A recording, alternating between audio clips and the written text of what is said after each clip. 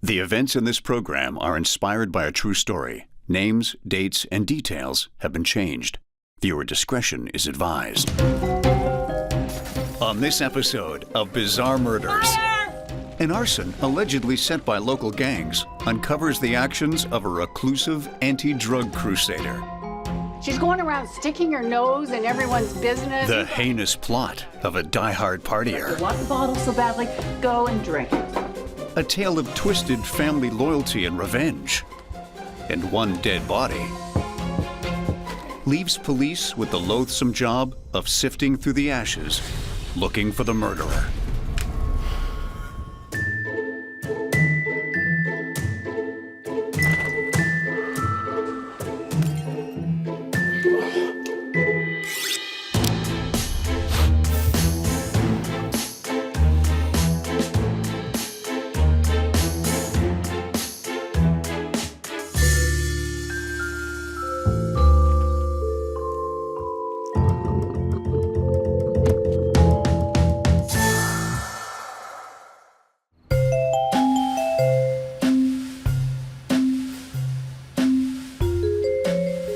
Kimmy is a quiet, unassuming 55-year-old woman who recently retired from her job as a dental hygienist.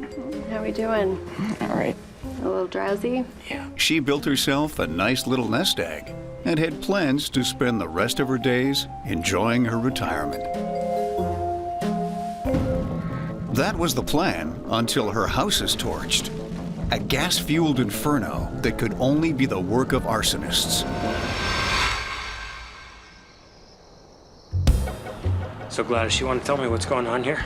Listen, you gotta do something about this woman. Detective Grant, the responding officer, learns that Kimmy, while quiet, is very protective of her neighborhood. She's going around sticking her nose in everyone's business, and it's just driving us all nuts. She's been on a personal crusade to take down the drug dealers who are taking over her neighborhood. She's even gone as far as installing cameras on her porch to gather evidence against the drug dealers, and then sending the tapes to police to shame them into doing something. People were taking notice. So here we have a quiet, middle-aged woman who likes to knit, who's decided to take the law into her own hands. In my experience as a former FBI agent, that is never a good idea. I get it. You want to do something. It's her neighborhood. But when you play with fire, you will get burned.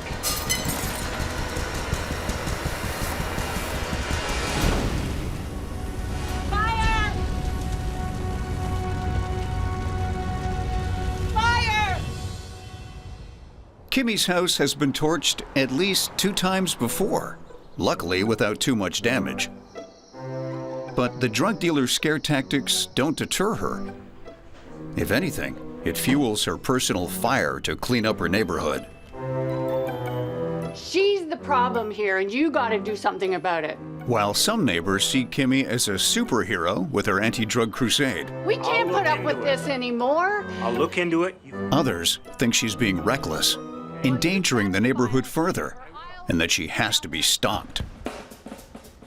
And today's top story, local woman being heralded as a hero after her home is burned to the ground in what police suspect is retribution by local drug dealers.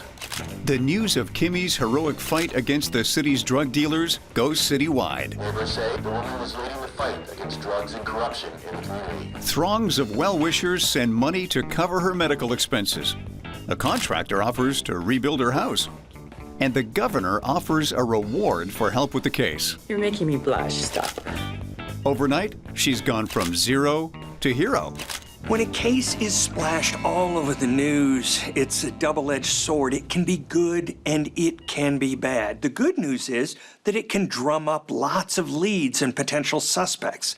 The bad news is it can drum up lots of leads because chasing those leads involves a lot of manpower, and most of the leads end up being dead ends.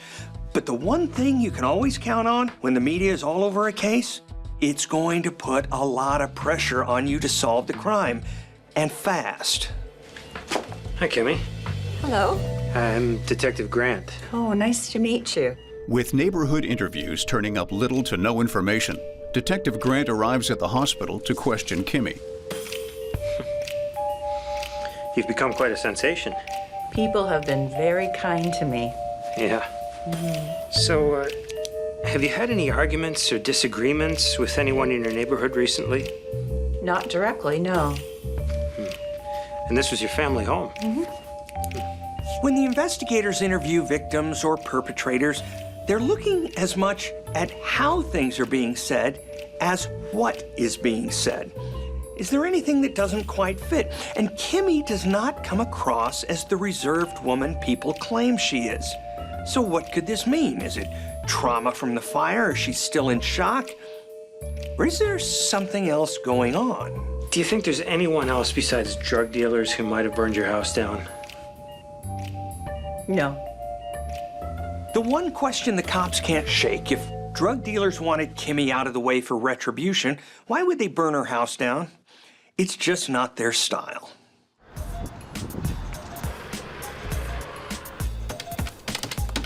Detective Grant reaches out to his informants Yeah, it's Grant. to size up if they know anything about both the fire and drug dealers who might have had a vendetta against Kimmy.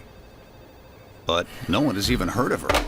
It makes sense that there are no solid leads coming from the street. I mean, junkies and drug dealers don't get revenge like that. More pokers are needed for this fire. These punks are more gun and knives people.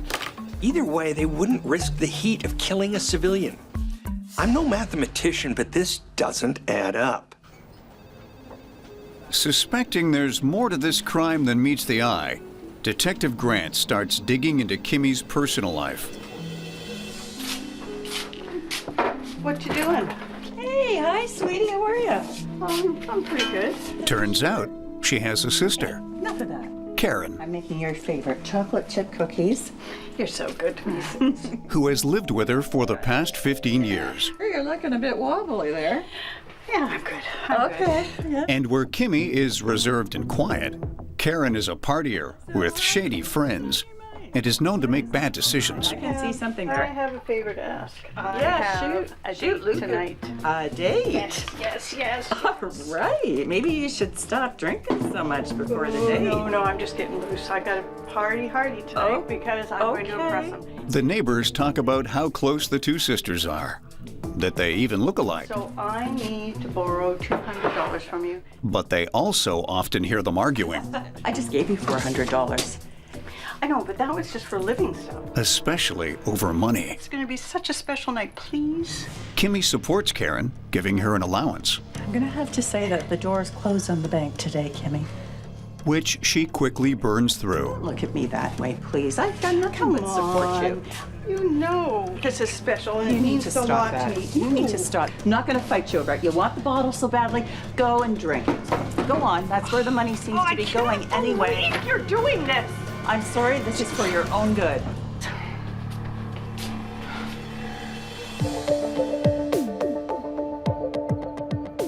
How do they look? I don't wear them that often, so I'm going to depend on you.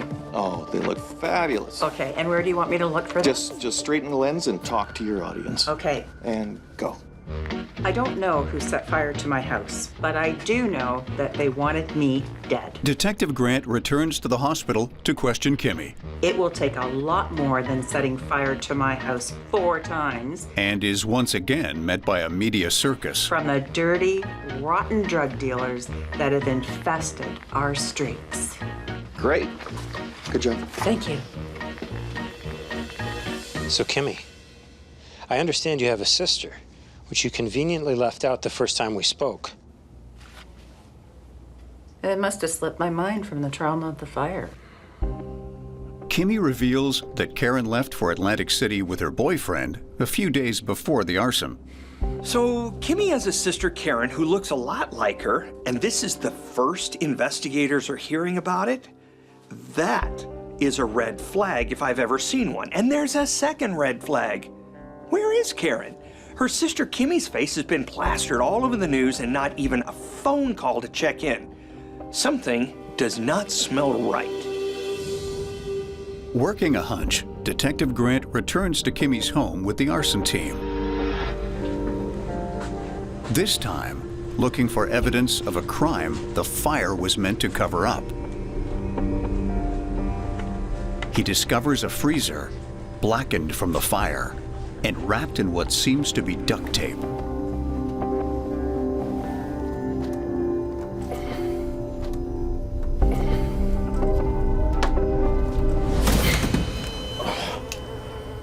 Inside are remains that appear to be human. The fire has melted the freezer seals, letting in the heat and essentially turning the freezer into an oven. Grant's hunch was right. The fire was a cover-up. This case has gone from arson to a murder investigation like that. The question is, whose baked remains are those in the freezer?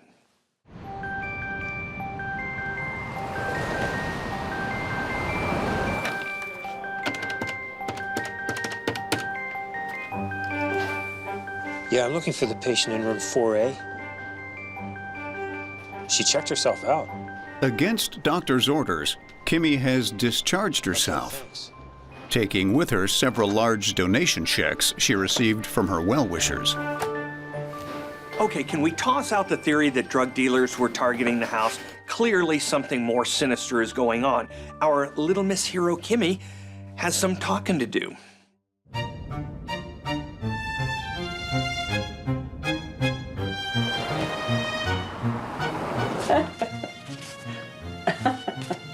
What else do I need? How about a vacation?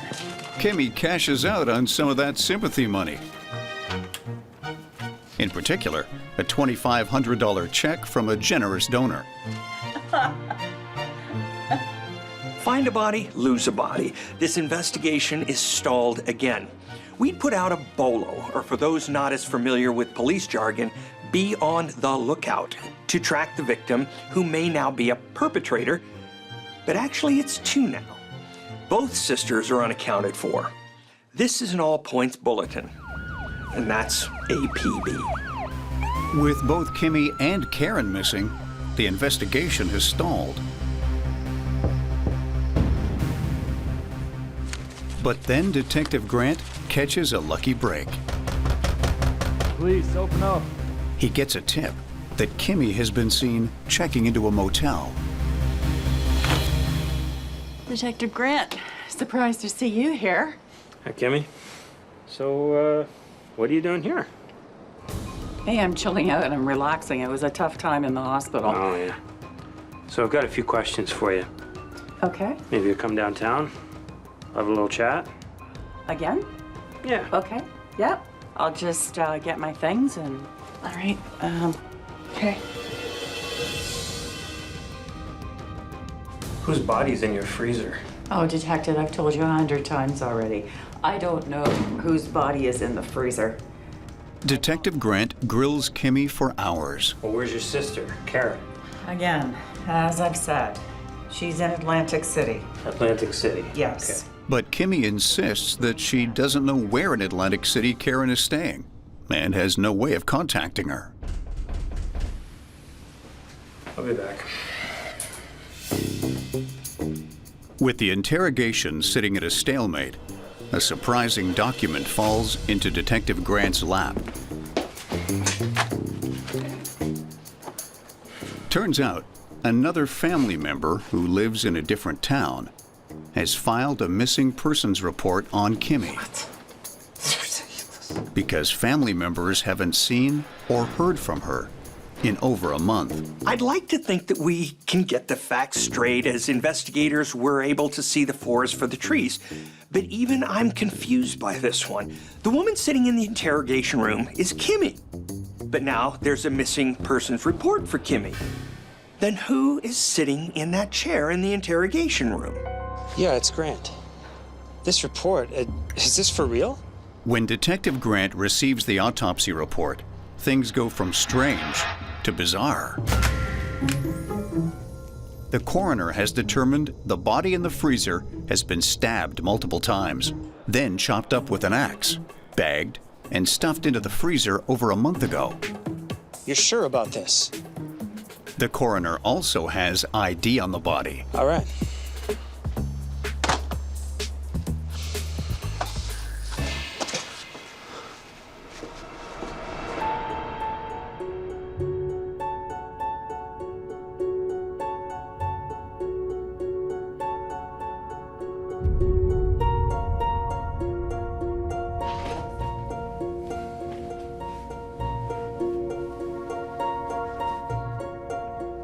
So who are you?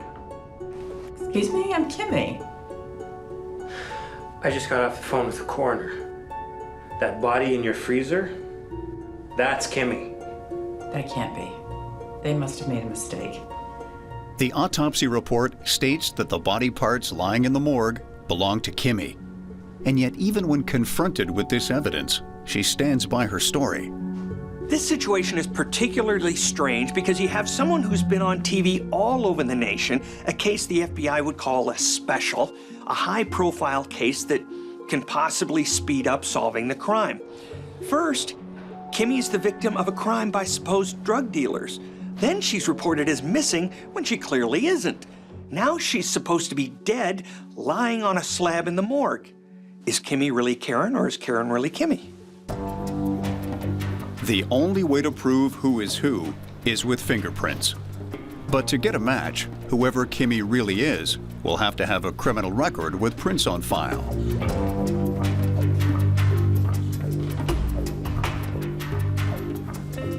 So, you want to tell me what Kimmy was doing in your freezer?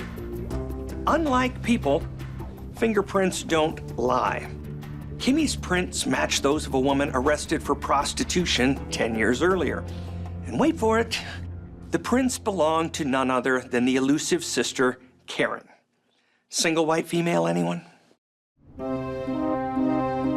Faced with the incontrovertible proof of her identity, the woman claiming to be Kimmy comes clean. All right. I'm Karen. Look at Kimmy baking again. I'm making your favorite chocolate chip. Oh, that's really sweet of you. Listen, I met this guy. Ooh, that's exciting. Oh, yeah, maybe. And I need some money. I'm out of money. Oh, Karen, I just gave you $400. Well, that was 2 days ago, Kimmy. Come on, you know how it is. I'm really tired of this. I am. Would you just stop drinking? No, I'm not gonna stop drinking. I think I'll have another one. No.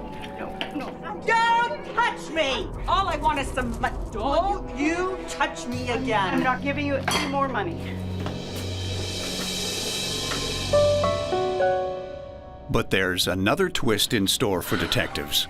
I swear to you, on my mother's best china, I did not kill my sister, Kimmy. I don't buy it, Karen. You're the only one who had anything to gain by her death. You gotta come clean. It wasn't me. Detective Grant charges Karen with murder and fraud. It turns out Karen was impersonating her sister Kimmy, and a big part of the reason she was able to get away with it for so long is that the sisters looked a lot alike. But once you've caught a perp red-handed, finding out the rest of the story is just knocking the first domino down. Under mounting pressure in the courtroom and faced with the undeniable evidence against her, Kimmy finally cracks and spills the beans on the entire sordid affair.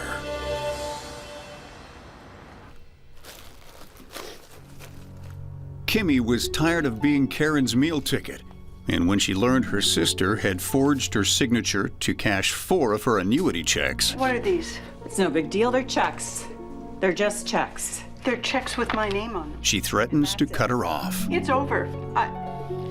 What do you mean it's over? I want you out.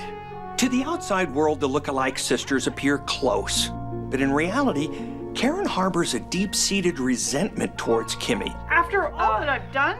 I'm so tired of hearing about everything that you've done for me. You're right. I'm a worthless piece of cow manure. She envies her success and money, and she's not happy with the meager allowance Kimmy gives her. Get out! This is my house, too. When Karen saw her personal ATM closing its doors, she came up with a new retirement plan. If Kimmy wasn't going to take care of Karen, then Karen was going to take care of Kimmy.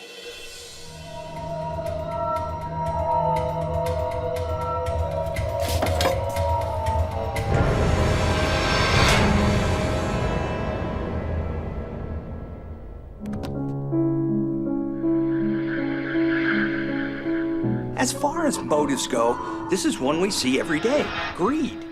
Karen wanted Kimmy's annuities and the fire insurance money. What we don't see every day is someone cutting up their sister, putting the pieces in a freezer, and then setting the house on fire. That takes it to the next level. I'm no psychologist, but the word I have for a person who can do that with no remorse is psychopath.